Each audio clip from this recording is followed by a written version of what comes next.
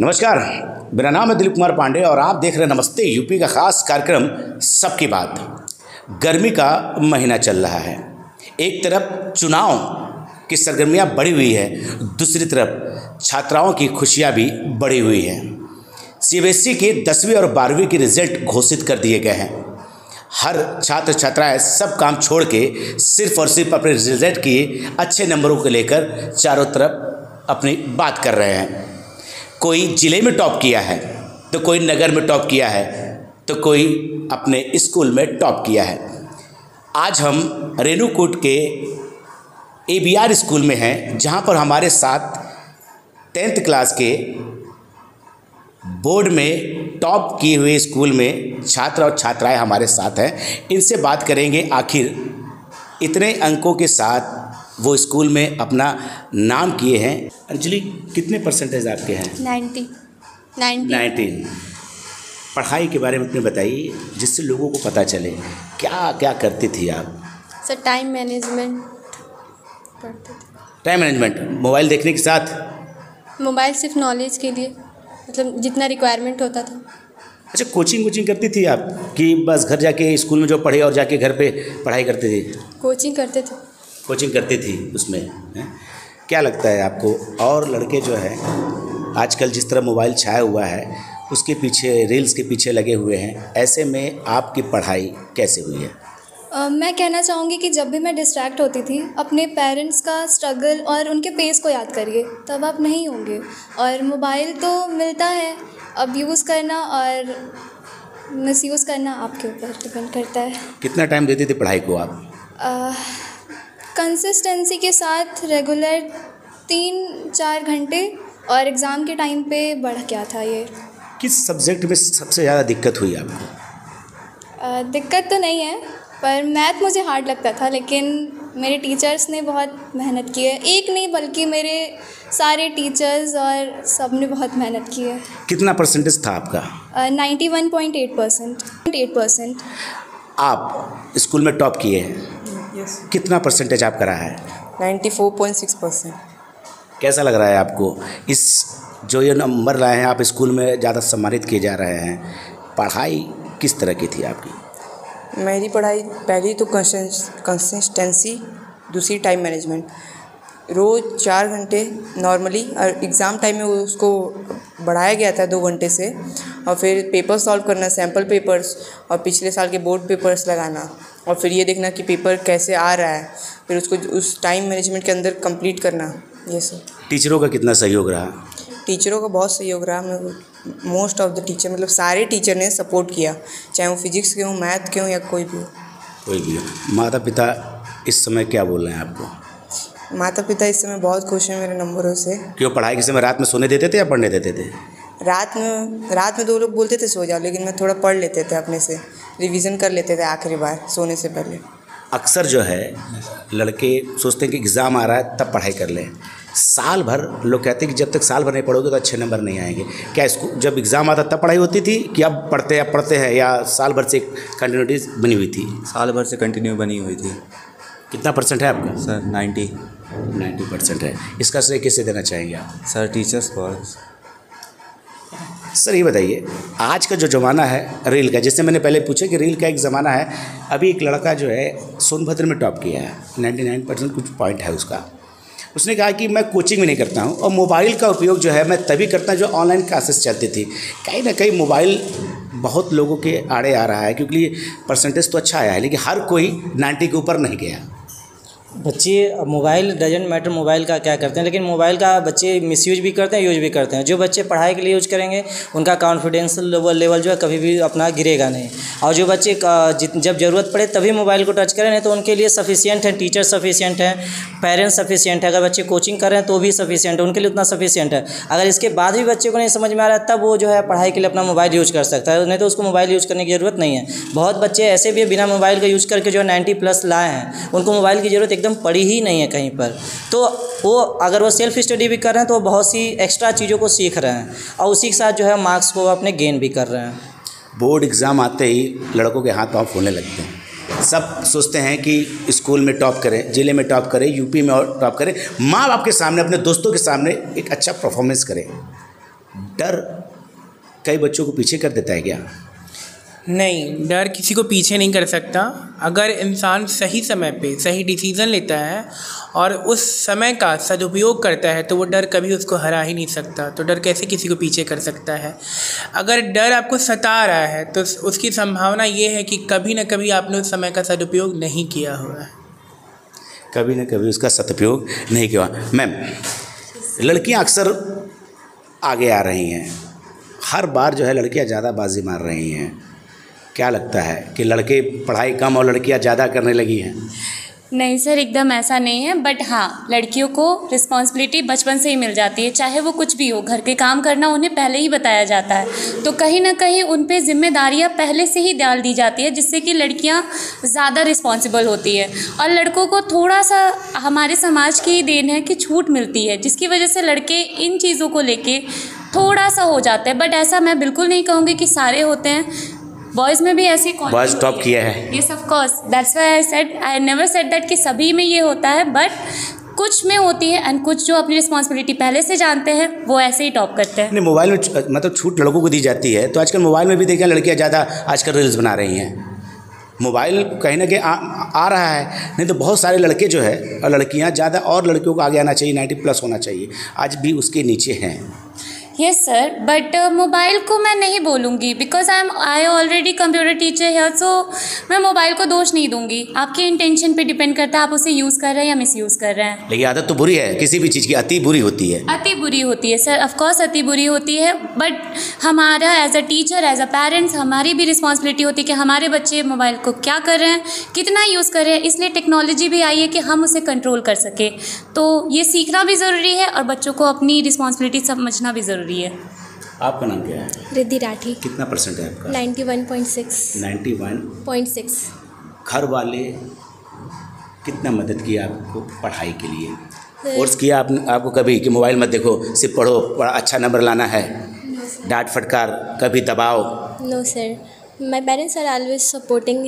हमेशा वो मेरा सपोर्ट करते हैं कि मतलब इफ़ यू आर डूइंग, मतलब वो जानते हैं मुझे, तो ऐसा तो नहीं है कभी कि उन्होंने मना किया कि मोबाइल नहीं देखो, but I know my responsibility कि मुझे क्या करना है। तो फ़ोन अगर मेरे पास है तो मुझे क्या करना है, मिसयूज़ नहीं करना है, तो मैं खुद उसको कर रही हूँ। तो मेरा वो है कि मैं क्या करना चाहती हूँ। पेरेंट्स तो बिलीव करते हैं मेरे ऊपर, तो आई शुड, मतलब मुझे उनका बिलीव नहीं तोड़ना, दैट्स व्हाई। अक्सर क्लास में ये रहता है कि उससे मुझे आगे निकलना है।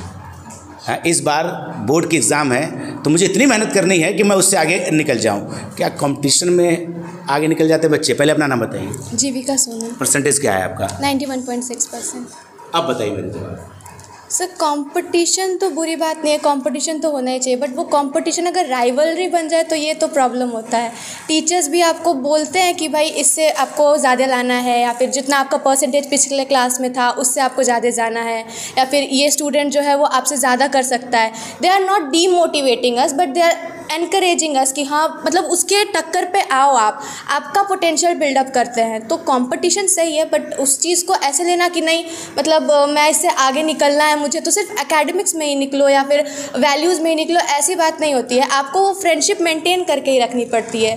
कंपटीशन को राइवलरी का फॉर्म हम नहीं दे सकते। क्या बात है। पढ़ाई के साथ साथ इन्होंने एक संदेश भी दे दिया है कि कंपटीशन में आप अपने दिमाग को ना भटकाएं, सामने वाले के साथ साथ अपने भी काम करते रहें। सर, बोर्ड एग्ज़ाम 10th का शुरुआत होता है। हर बच्चा चाहता है कि, हर माँ बाप चाहते हैं, हर टीचर चाहता है कि अच्छे नंबर लाएं, क्योंकि यहाँ से शुरुआत है, फिर 12th आता है, फिर उसके बाद बाहर की दुनिया देखनी पड़ती है। 10th बेसिक चीज़ होता है। ऐसे में जो स्टूडेंट्स नंबर लाएं उनके बारे में क्या कहेंगे? अभी बच्चे 10th में नंबर लाएँ तो मैं तो यही बोलूँगा कि इससे ज़्यादा 12th में ले आएँ और अपने ड्रीम तो पहले सेट कर लें कि हमें 12th में इससे भाई साइंस लेना है, कॉमर्स लेना, वो तो डिसाइड हो चुका है बच्चों का। बट ये है कि उससे जाके फिर अपने एम तो बना लें कि साथ में 12th भी हमें बोर्ड भी अच्छा करना है और मेडिकल या JEE मेंस भी नहीं डालना है, या फिर जो इंडिया ड्रीम बना हो उस पर भी फॉलो करना है बोर्ड के साथ साथ। 12th भी इंपॉर्टेंट है और कॉम्पिटिशन भी इंपॉर्टेंट है। इनमें से कौन सा बच्चा आपका फेवरेट है? सारे बच्चे फेवरेट हैं और मैंने सभी तो लगभग पढ़ाया है, पढ़ा भी रहा हूँ। सारे बच्चे मेरे अच्छे हैं इसमें और सबने ही मेहनत की है। सारे बच्चे अच्छे हैं और जो बच्चे नहीं नंबर लाए हैं वो भी ज़्यादा अच्छे हैं, क्योंकि वो नेक्स्ट उनको टास्क मिल गया है तो और अच्छा पढ़ेंगे। अच्छा, दबाव तो कहीं ना कहीं टीचर के ऊपर भी रहता है। कि हमारा बच्चा जो है जिन्हें हम पढ़ा रहे हैं सभी बच्चे सभी अच्छा करें, लेकिन कुछ बच्चे ही आगे बढ़ते हैं। ये अक्सर लोगों के दिमाग में रहता है कि तुम नहीं पढ़े, वो देखो अच्छा पढ़ के निकल गया। और सब बच्चों और इनमें क्या फ़र्क दिखता है? बहुत सारी चीज़ें हैं। रोज़ आ रहे हैं, रोज़ टीचर की बात तो फॉलो कर रहे हैं और अपसेंट नहीं हो रहे हैं, तो 90-95 आना है ऐसा नहीं है। बट ये है कि बच्चे अपने कॉन्सेप्ट को टीचर से पूछें और जो भी डाउट्स हैं वो छोटे छोटे हमेशा पूछते रहें। हाँ, क्लास में 60 बच्चे पढ़ते हैं, 5-6 बच्चे ही टॉप अच्छा करते हैं। उसका रीज़न ये है कि जो बच्चे यहाँ पढ़ रहे हैं वो घर पे भी जाते हैं या जो है मेहनत कर रहे हैं। बिना मेहनत ये कुछ नहीं हो रहा। मतलब हमेशा आपको पढ़ना पड़ेगा, हर दिन पढ़ना पड़ेगा, तभी हो पाएगी, रोज़ पढ़ने से नहीं होगी। कहते हैं कि मेहनत ही सफलता की कुंजी है। अगर आप कम नंबर भी ला रहे हैं तो इससे घबराइए मत, आप भी मेहनत करिए, रोज़ पढ़िए, यहाँ से जाइए, आप भी अच्छे नंबर ला सकते हैं इन्हीं लोगों के साथ। मैडम 1 मिनट तो आप आइए, क्या कहना चाहेंगे? स्कूल में ये सब टॉप किए हैं, बाहर भी लोग टॉप कर रहे हैं, पढ़ाई को किस नज़र से देखना चाहिए हमें? सर देखिए, अगर जीवन में कहीं भी आप सफलता चाहते हैं, किसी भी मुसीबत से निकलना चाहते हैं, तो हमेशा और हमेशा आपका साथ देने वाला जो चीज़ है वो है एजुकेशन। किसी भी मुश्किल से आपको कभी भी निकालने के लिए यही काम आएगा, यही आपके साथ रहता है ताउम्र। तो पढ़ाई तो बहुत अहमियत रखता है सभी के जीवन में। और बच्चों को जो टीचर हैं, चाहे जो पेरेंट्स हैं, चाहे बच्चे खुद भी हैं, सबको एक ही चीज़ करना है कि मोटिवेट करना है कि बेटा पढ़ाई का बहुत अहमियत है। बच्चे भी नासमझ होते हैं, थोड़ा सा लापरवाही करते हैं, वहाँ पर हमारा काम है as a parents, as a teacher, as a guardian कि हम बच्चों को बताएं कि इसका क्या महत्व है, जीवन में इसका क्या उपयोग होने वाला है। और बच्चों को टाइम से सब कुछ डिसिप्लिन में रह के करना सिखाएं, क्योंकि विदाउट डिसिप्लिन सर कुछ भी संभव नहीं है। आजकल बच्चों का रूटीन आप देख रहे हैं कि बिगड़ा हुआ है। वो रात को 2 बजे तक जगते हैं, 4 बजे तक भोर तक जगते हैं, दिन भर सोते हैं, और फिर दिन का रूटीन उनका बिगड़ा हुआ है, ये उनके हेल्थ पर इशू डाल रहा है। तो बच्चों से एक मैसेज मैं ये भी दूंगी कि अपने भारतीय कल्चर को फॉलो करें, रात में थोड़ा जल्दी सोएं, भोर में थोड़ा जल्दी उठें और अच्छे से पढ़ें, ध्यान दें, गाइडलाइन पर ध्यान दें अपने मम्मी पापा के, अपने टीचर्स के। ज़रूर बच्चे मेहनत करेंगे और सफलता पाएंगे ही पाएंगे, इसमें कोई राय ही नहीं, 2 राय ही नहीं है। सफलता पाएंगे। मैडम एक क्वेश्चन हमेशा मेरे एक सवाल दिमाग में जहन में रहता है कि कुछ लड़के जो टॉप कर जाते हैं, फिर उसके बाद अक्सर माँ बाप दूसरे जो कम नंबर लाते हैं तो कहते हैं वो देखो कितना तेज बढ़ गया, तुम ऐसे वैसे हो, तुम पढ़ाई नहीं करते हो। मतलब एक प्रेशर सा उनके ऊपर पड़ जाता है जिसकी वजह से रास्ता थोड़ा भटक जाते हैं। ऐसे लोगों के बारे में क्या कहेंगे, गार्जियंस के बारे में क्या कहेंगे? एक संदेश आपको हाँ सर, बिल्कुल दूंगी सर। मैं ये क्लास में भी हम लोग नहीं करते हैं और पेरेंट्स से भी हम यही आग्रह करते हैं कि जैसे हमारी 5 उंगलियां बराबर नहीं हैं, वैसे हमारे सारे बच्चे एक बराबर नहीं हैं। अगर माइंड सबको ईश्वर ने दिया है, लेकिन हर का क्षेत्र अलग अलग है। उसको थोड़ा सा एक बार ज़रूर बैठिए अपने बच्चे के साथ और पूछिए कि तुम्हारा किस फील्ड में मन लग रहा है। पेरेंट्स क्या करते हैं कि बच्चा फिजिक्स नहीं संभाल सकता है, केमिस्ट्री नहीं संभाल सकता है, मैथ नहीं संभाल सकता है, लेकिन उनकी अपने उसके लिए सेल्फ ईगो के लिए वो कहते हैं कि नहीं तुम साइंस ही पढ़ोगे, तुम बायो ही पढ़ोगे, तुम मैथ ही पढ़ोगे। तो बच्चे पे एक्स्ट्रा प्रेशर केवल जा रहा है क्योंकि उसका मन नहीं लग रहा उस चीज़ में। तो अपने बच्चे के पास बैठें, उसकी रुचियाँ ज़रूर जानें। रुचियाँ जरूर जानें, ये आपने बेहतर कहा। हाँ, तो क्योंकि बच्चा अगर अपने फील्ड में, अगर आपने बहुत कॉमन सा एग्जांपल मैं दूंगी सचिन तेंदुलकर का, जो हाई स्कूल फेल थे, ठीक है, लेकिन उनका रुचि क्रिकेट में था। उनके पेरेंट्स ने सही समय पर उन्हें सपोर्ट किया, तब आज वो इतने बड़े क्रिकेटर हैं। तो बहुत ज़रूरी है कि as a teacher, as a parents हम रिस्पॉन्सिबल हों और हम अपने बच्चे की रुचि जानें। बच्चा ऐसा नहीं है कि बच्चा अगर आर्ट से पढ़ रहा है या कॉमर्स से पढ़ रहा है तो जीवन में कुछ करेगा ही नहीं। अनपढ़ बच्चा भी रास्ते बहुत हैं। हाँ, बहुत रास्ते हैं सर, बस आपको गाइडलाइन देने की ज़रूरत है। आपकी रुचि, आपके पिताजी ने कभी कहा कि अब 10th के बाद ये लेना पड़ेगा, आर्ट लेना है, साइंस लेना है? नहीं सर, उन्होंने मतलब मुझे कहा कि तुमको जो करना है तुम वो करो, कोई ऐसा मतलब प्रेशर नहीं है।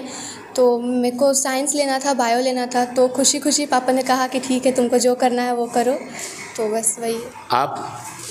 यस सर, नहीं, पापा मम्मी ने कभी फोर्स नहीं किया कि ये सब्जेक्ट लो या वो लो।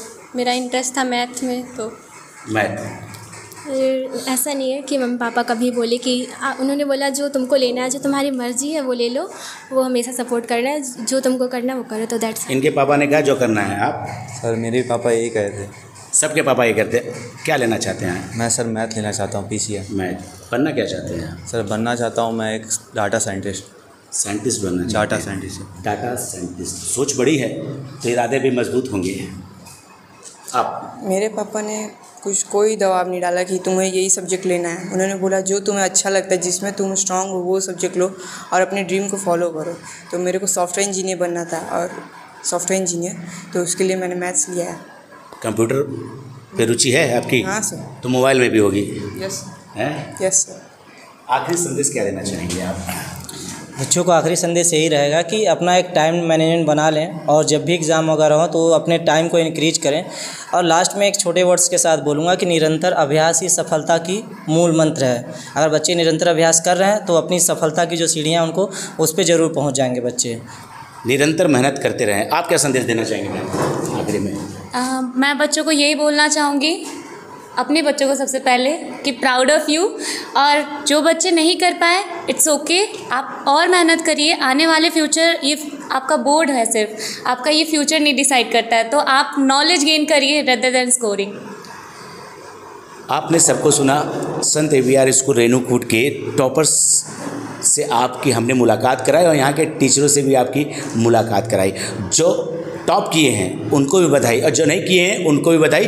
वो आगे के लिए मेहनत करें और अच्छे नंबर लाएं। मैडम ने भी एक बात बड़ी अच्छी कही कि एजुकेशन बहुत ही इम्पॉर्टेंट है, आने वाला भविष्य उसी का ही है। तो आप सब कुछ भूल के पढ़ाई पे थोड़ा ध्यान दें। खेलना भी इम्पॉर्टेंट है, लेकिन पढ़ाई उससे भी कहीं ज़्यादा इम्पॉर्टेंट है। आज के लिए बस इतना ही। अगली बार फिर एक नई बात होगी, किसी के साथ होगी। तब तक के लिए नमस्ते यूपी।